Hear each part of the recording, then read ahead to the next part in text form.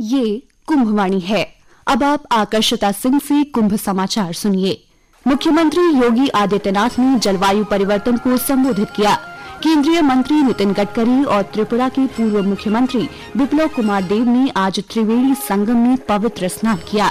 Railway ने यात्रियों की सुविधा के लिए श्री माता वैष्णो देवी कटरा और फाफामऊ के बीच स्पेशल एक्सप्रेस ट्रेन चलाने की घोषणा की और महाकुंभ में हर स्तर पर हो रहा डिजिटल पेमेंट का शानदार उपयोग। मुख्यमंत्री योगी आदित्यनाथ ने महाकुंभ में कुंभ की आस्था और जलवायु परिवर्तन सम्मेलन के शुभारंभ पर आयोजित कार्यक्रम को संबोधित किया। 2025 के प्रयागराज महाकुंभ को हरित कुंभ कहा गया है और इसके लिए कई कार्यक्रमों को शुरू किया गया है। यही वजह है कि मेला क्षेत्र में कहीं भी कचरा नहीं मिलेगा। इस अवसर पर योगी आदित्यनाथ ने कहा कि जलवायु संकट का एक बड़ा कारण नदियों का सूखना भी है। हम सबको सोचना होगा कि कार्बन उत्सर्जन का और पर्यावरण के प्रदूषण का कारण ही जलवायु परिवर्तन है और जलवायु परिवर्तन का ही कारण हमारी अविरल इस धरती माता की धमनियों के रूप में जिन नदियों को पार करना चाहिए था वे सूखती जा रही है। मुख्यमंत्री योगी आदित्यनाथ ने कहा कि महाकुंभ में 52 करोड़ श्रद्धालुओं का स्नान करना अभूतपूर्व है।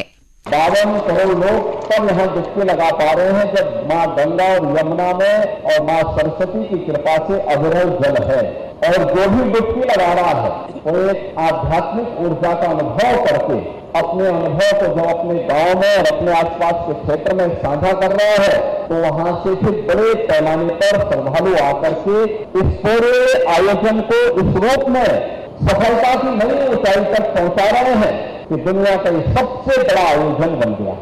मुख्यमंत्री ने कल नई दिल्ली रेलवे स्टेशन पर हुई घटना को दुर्भाग्यपूर्ण बताया है। उन्होंने सभी दिवंगत लोगों को विनम्र श्रद्धांजलि अर्पित की। मुख्यमंत्री ने महाकुंभ क्षेत्र का हवाई सर्वेक्षण भी किया। प्रयागराज महाकुंभ में श्रद्धालुओं का जनसैलाब उमड़ रहा है। आज दोपहर तक 70 लाख से अधिक श्रद्धालुओं ने आस्था की डुबकी लगाई। लगातार श्रद्धालुओं के आगमन को देखते हुए सुरक्षा और पुलिस बल घाटों की निगरानी में लगे हुए हैं। अपर मेला अधिकारी महाकुंभ विवेक चतुर्वेदी ने बताया है कि 52 करोड़ से अधिक श्रद्धालु स्नान कर चुके हैं और अधिक जानकारी तथा आज की गतिविधियों को जानने के लिए बात करते हैं हमारे सहयोगी प्रवीण मिश्र से। प्रवीण, किस तरह की गतिविधियां मेला क्षेत्र में आप देख रहे हैं?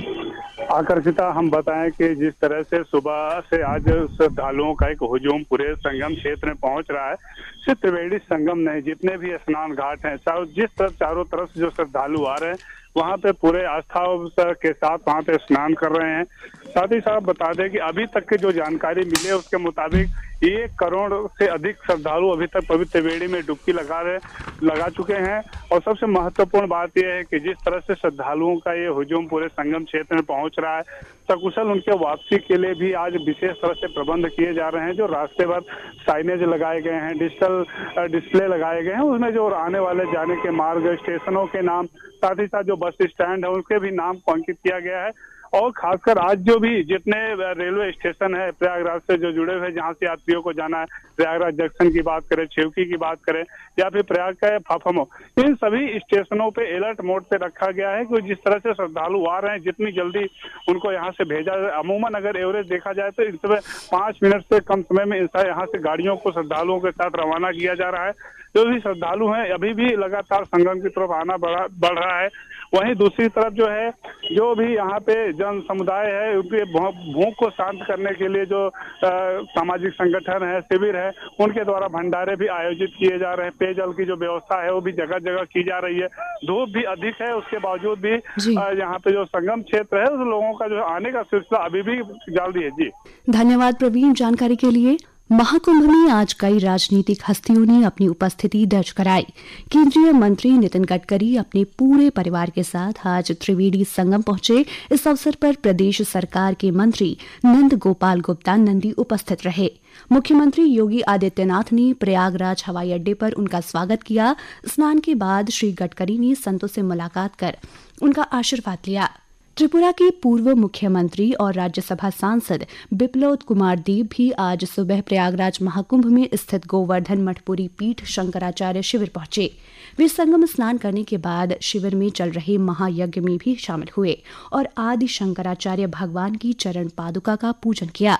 उन्होंने शंकराचार्य महाराज से आशीर्वाद भी प्राप्त किया। केंद्रीय मंत्री धर्मेंद्र प्रधान आज प्रयागराज में त्रिवेणी संगम में पवित्र डुबकी लगाएंगे। उन्होंने कहा कि हम भाग्यशाली महसूस करते हैं कि हमें महाकुंभ 2025 में भाग लेने का अवसर मिला है। भाग्य जिसका होता है उसी को ये सौभाग्य मिलता है। महाकुंभ में जो 144 साल के बाद हमको सौभाग्य दिया है, हम आज यहाँ आके बहुत प्रफुल्लित है, बहुत उत्साही है। हमें एक सनातनी के नाते हमारा आस्था का एक परम अवसर हमको दिया है। आज हम कुंभ स्नान करेंगे।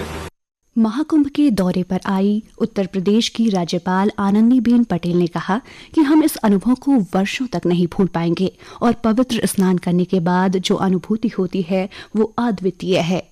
सालों तक हम नहीं भूल पाएंगे और डुबकी लगाने के बाद जो हम लोग अनुभव कर रहे हैं, ये अलग प्रकार का अनुभव हम कर रहे हैं और जिस प्रकार लोग जहाँ जगह मिली वहाँ स्नान कर रहे हैं, ये अद्भुत है। और पूरे देश भर से और विदेशों से लाखों लोग आस्था की डुबकी लगाने के लिए आते हैं। महाकुंभ में पवित्र स्नान के लिए बड़ी संख्या में श्रद्धालु प्रयागराज पहुंच रहे हैं। उत्तर मध्य रेलवे के सीपीआरओ शशिकांत त्रिपाठी ने बताया कि प्रयागराज और उसके आसपास के 8 मुख्य स्टेशनों पर एक निर्धारित प्रोटोकॉल बनाया गया है कि ज्यादातर स्टेशनों पर एक तरफ से प्रवेश और दूसरी तरफ से निकासी की व्यवस्था की गई है। लोगों की संख्या को देखते हुए लगातार विशेष गाड़ियों का संचालन किया जा रहा है। हमारे संवाददाता ने बताया है कि रेलवे ने श्री माता वैष्णो देवी कटरा और फाफामऊ के बीच स्पेशल रेलगाड़ी चलाने की घोषणा की है। भारतीय रेलवे ने महाकुंभ मेले के मद्देनजर यात्रियों की सुविधा के लिए श्री माता वैष्णो देवी कटरा और प्रयागराज के फाफामऊ रेलवे स्टेशन के बीच आरक्षित स्पेशल एक्सप्रेस ट्रेन चलाने की घोषणा की है। यह ट्रेन श्री माता वैष्णो देवी कटरा से 20 फरवरी को सुबह 3:50 पर रवाना होकर अगले दिन सुबह 4:25 पर फाफामऊ पहुंचेगी। वापसी में यह ट्रेन 21 फरवरी को शाम 7:30 बजे फाफामऊ से रवाना होकर अगले दिन 10 बजे कटरा स्टेशन पहुंचेगी। यह ट्रेन शहीद कप्तान तुषार महाजन, जम्मू तवी, लखनऊ, रायबरेली समेत कई स्टेशनों पर रुकेगी। रेलवे प्रवक्ता के अनुसार इस विशेष ट्रेन का उद्देश्य यात्रियों के आवागमन को सुगम बनाना और अतिरिक्त भीड़ को नियंत्रित करना है। इस बीच रेलवे महाकुंभ में आने वाले यात्रियों की सुविधा के लिए ATVM, JTVS, UTS ऐप और स्टेशन टिकट काउंटर के माध्यम से टिकट वितरण कर रहा है। वर्तमान में प्रयागराज मंडल में 174 UTS counter, 25 PRS ticket counter और 27 UTS टिकट काउंटर सहित कुल 226 टिकट काउंटर कार्यरत हैं। कुंभवाणी के लिए आनंद पाठक। प्रयागराज महाकुंभ में डिजिटल पेमेंट का शानदार इस्तेमाल देखने को मिल रहा है। हमारे संवाददाता ने बताया है कि छोटे दुकानदारों और नाव चलाने वाले लोग भी बढ़ चढ़कर डिजिटल पेमेंट स्वीकार कर रहे हैं। तीर्थराज प्रयाग में सजे दुनिया के सबसे बड़े समागम महाकुंभ में डिजिटल पेमेंट सिस्टम का प्रभाव निचले पायदान पर भी साफ तौर पर दिख रहा है। चाय, पकौड़ी और लैया चना बेचने वाले से लेकर नाव वाले भी मुस्कुराकर डिजिटल पेमेंट स्वीकारते हैं। मेले में हर छोटी बड़ी दुकान के सामने QR कोड का स्टिकर या बोलने वाली मशीन दिख जाएगी। जिनके पास मशीन उपलब्ध नहीं है वे मोबाइल नंबर से पेमेंट लेते हैं। इस बार महाकुंभ में 2 लाख करोड़ रुपए की कमाई का अनुमान है। इसमें बड़ी हिस्सेदारी डिजिटल पेमेंट की होगी। डिजिटल पेमेंट से जुड़ी एक कंपनी के प्रतिनिधि अभिषेक मिश्रा बताते हैं कि कुंभ मेले में 1 महीने से कम समय में उनकी टीम ने 5000 से ज्यादा नए अकाउंट खोले हैं। यूनिफाइड पेमेंट सिस्टम यानी UPI ने बिल भुगतान समेत अलग अलग वित्तीय सेवाओं के एकीकरण की सुविधा भी प्रदान की है। 2016 में 21 बैंकों से शुरू होकर UPI सिस्टम में आज 381 से ज्यादा बैंक शामिल हैं, जिससे हर महीने अरबों डिजिटल लेन देन होते हैं। एक अनुमान के मुताबिक 2028-29 तक UPI से होने वाला भुगतान बढ़कर 439 अरब रुपए हो जाएगा। कुंभवाणी के लिए निखिल कुमार। और अंत में मुख्य समाचार एक बार फिर। मुख्यमंत्री योगी आदित्यनाथ ने जलवायु परिवर्तन को संबोधित किया। केंद्रीय मंत्री नितिन गडकरी और त्रिपुरा के पूर्व मुख्यमंत्री बिप्लब कुमार देव ने आज त्रिवेणी संगम में पवित्र स्नान किया। रेलवे ने यात्रियों की सुविधा के लिए श्री माता वैष्णो देवी कटरा और फाफामऊ के बीच स्पेशल एक्सप्रेस ट्रेन चलाने की घोषणा की और महाकुंभ में हर स्तर पर हो रहा डिजिटल पेमेंट का शानदार उपयोग। इसके साथ ही कुंभ समाचार समाप्त हुए। नमस्कार।